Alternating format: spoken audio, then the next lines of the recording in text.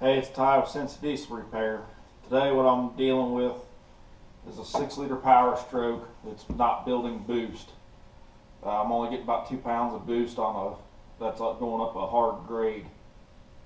So we're going to check the boost tubes, mainly on the hot side, the blue tubes, the ones that come off of the turbocharger itself. There's a small blue tube there, blue boot I should say, comes off there. They're prone to splitting. And the one that goes on the hot side of the intercooler here, the blue boot down there at the bottom, they look a little different on the vans than they do the trucks. Same idea. They get a lot of heat up towards the turbo area. That small boot gets a lot of heat in it, and they get a lot of oil in them because of the way the crankcase ventilation is drawn in through the turbo and sent back out through them. That oil tends to make them kind of soft and squishy, and they won't seal up right. So we're going to most likely go ahead and replace both boots, and then we're going to check a few other things to see where it might be losing boost, why it might be losing boost. And then also this particular unit has an oil consumption problem. We're going to check the back of the turbocharger, drop the downpipe, and check the back of the turbocharger to see if we've got a blown turbo seal. It's the fastest way to see what's going on with your Powerstroke if you're burning a lot of oil. And this one has a lot of oil in the, I've already pulled off the boost line on the hot side, the cold air or charge air cooler tubes the other day, and they had a lot of oil in them. So we're getting a lot of crankcase blow by, and so I need to know, have we blown a seal in the back of the turbocharger, which is normally, if it's blown, it's because of a crankcase ventilation problem. So we're going to look into that, make sure it's not the turbocharger, fix the boost problem. The oil consumption problem, they're not going to go any farther with that.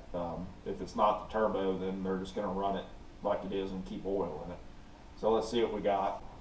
Okay, so here's what we got. We pulled the boost tubes off here, charge air cooler tubes, and these things are just, they're wore out, and you can kind of see here where oil's actually been pushed through the membrane of the tube. And also we've got a lot of oil in the charge air cooler system, which is from crankcase blow by. Now this is the one you normally find a lot in. This is going to sit on your passenger side, whether it's the truck or the van, and it's coming off the turbo, going to the intercooler, and it goes through the intercooler, and it comes out, and it feeds into this one with the black boots on it, and that goes into your intake. And usually you don't see oil in this side much, but it's soaked. So to give you an idea here, let me see if I can turn a light on. So on a 6-liter, right here, coming out of your driver's side valve cover, this is where your crankcase ventilation comes out. It comes out and it goes down this tube and it goes up into here, and your turbo sucks your ventilation through there. It comes out this side of your turbo and gets sent down through your intercooler back in, and it's burnt. That's the way it's supposed to work. That's normal. But when you see this much, when it's dripping out of the oil cooler and these hoses are destroyed from the oil saturation, there's a bigger problem. So like I said before, we know oil's going somewhere. So I also wanted to check the back of the turbo, and you can see it's dry. So the turbo seal's not blown. Pull your downpipe off here. There's your clamp right there. Loosen your clamp, pull your downpipe, and look in the back of that turbo and see if you've got oil coming out. This one doesn't. And the wheel's not loose, the bearings feel good, so most likely this 6 liter has got bad rings, bad piston rings, or possibly bad valve seals in the head. Something's pushing a lot of combustion through there. But anyhow, if you're losing boost, check these first. Check your blue side first. Sometimes in the trucks you'll find a wear spot. But if they're just oil soaked and just totally just mushy like this, it's hard to get them to seal. And when you put these on, always clean them with breaking parts clean before you put them on. Don't put them on with the oil in there, because they won't seal or blow off.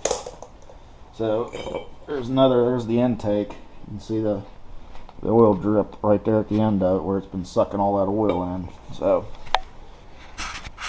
this one's probably shot, or it's going to have to be rebuilt. But I'm also going to check, if we decide to check the intercooler for a crack, I'll show you the tool I built for that, to pressurize the intercooler. But I don't know if they're going to go that far. I got to wait and see. Okay, so we did the boots. We got brand new boots in there. It did not fix the boost problem. I didn't really expect it to, but it was just time for these to be replaced. The old ones were just saturated with oil. They were spongy and just in bad condition. But what we're looking at now is the map sensor, and it's got a hose here that runs from the sensor, and it runs to the manifold, which I'll show you in a minute from the inside, because on these vans you can't see it. On the truck it's easy to see. There's a problem you run into with these tubes, or these hoses, is they'll crack or break right on the fitting down there, and it won't send enough pressure signal here to actuate the vanes in your turbocharger. So let me walk around here, and it's hard to see, but right there in front of my finger, if you can see it, there's that brass fitting coming out of the intake.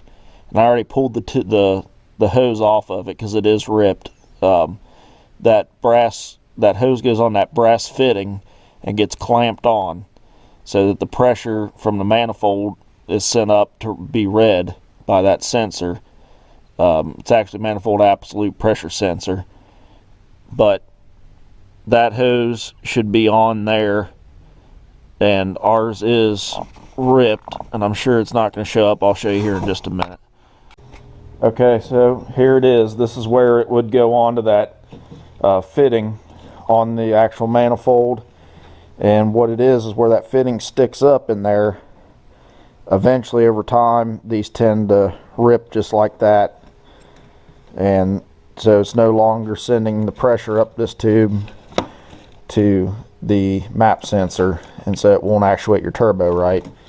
So on the trucks, this is a real easy thing to replace. The vans, it's hard to fish it back through there, but it's not difficult. So we'll replace this. I'm 100% sure it's going to bring the boost back, and that'll be the end of it as far as the boost problem.